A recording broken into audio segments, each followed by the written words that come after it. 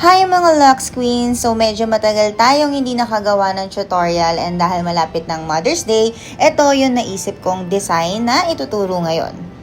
So for this design, nag-apply na tayo ng ating base color which is black and then kinure natin siya. And afterwards, naglagay tayo ng blooming gel and hindi natin i-cure yun. Dediretso na tayo sa paggawa ng petals. So, ganyan lang siya. Magla-line-line lang tayo. Tapos, hahayaan natin si blooming gel na ang magsabog nung petal para magmukha siyang buka na roses.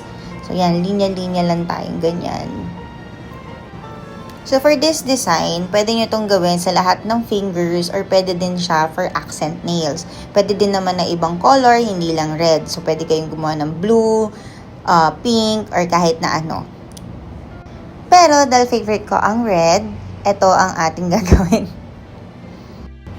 So, sa design na to, hindi naman natin kailangan na sobrang bongga or magandang-maganda yung pagkakagawa natin. Ang importante lang is maayos siya. Dahil nga, ito, yung next step, pagkatas natin siyang i-cure, lalagyan natin ng lining yung mga inner corners. Ayan.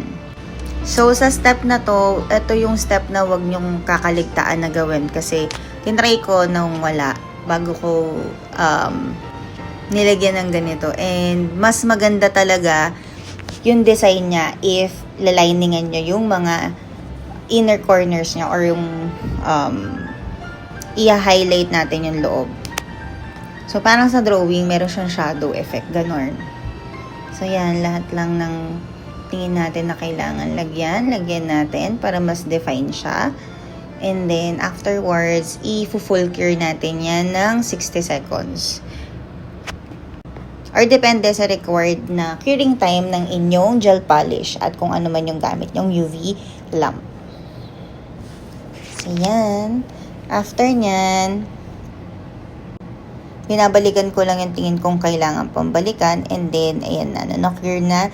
Nilagyan ko na siya ng red polish. So, yung gagamitin yung red polish, if wala kayo nung parang jelly na red polish, mag-dilute na lang kayo. Pero, yan, yung ang gamit ko dyan ay jelly type na red. So, ayan na yung itsura niya. So, dito, sa ginamit ko, ginawa kong 2 coats ng red para mas, darker pa yung color niya. Kasi as you can see, para siyang bloody red.